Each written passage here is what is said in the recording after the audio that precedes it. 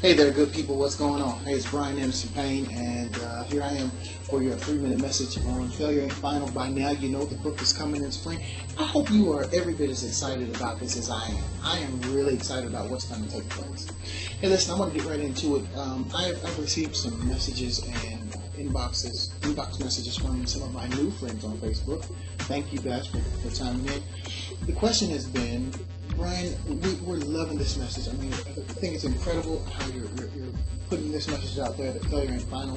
But the question we have is this from revelation? Is this from personal experience? What's the deal here?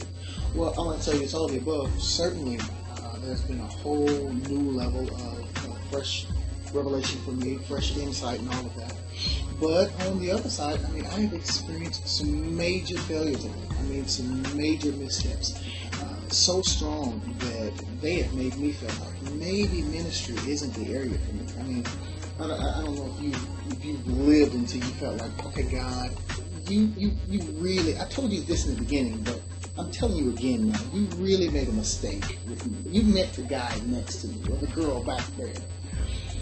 Well, listen, I think sometimes all of us feel that kind of way when we really love God and we find ourselves in disobedience to Him. Nobody wants to be flat out disobeying God when you really love Him. Nevertheless, many times we find ourselves right there in that position. It's from that platform that this book comes. I think that the understanding that we have to come to is that God doesn't change His mind about it. Remember, He's omniscient, omniscient, omniscient. He's all-knowing. So He doesn't learn.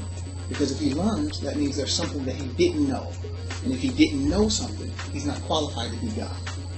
That means before you ever made a mistake, before you ever tripped, before you ever disobeyed, He knew that day would come. But for some reason, He saw something in you that He decided to call you anyway. So what we're doing is we're not really working to get God to forgive us. We're working, trying to get to the place where we can forgive ourselves and people to some degree forgive us. Some will, and sometimes it's going to take a bit longer for others to do it. But you have to understand that if God assigned you to this task, you don't have the right to look at certain mistakes and certain missteps and back away from it or feel less than. You know, religion tends to do that, but relationship lets you know that God says, I will pick you up from this. I will clean you off. I will brush you off. I will build you up. And I'll take your mistakes and make it fuel that you'll turn this thing around and use it for the benefit of others. You'll have to, sometimes work with that limp, but you can still accomplish the purpose that He is destined for your life. We feel inferior to people in the scriptures a lot of times, and I think the only reason we feel inferior to people like Paul and David and Solomon, Peter and all those guys. The only reason we feel inferior is because they didn't have Facebook. They didn't have MySpace. They didn't have things to express the fact that sometimes they were up, sometimes they were down, sometimes they were great, and sometimes they weren't so good. Nevertheless, God still used them to do incredible things, and guess what? You are no different.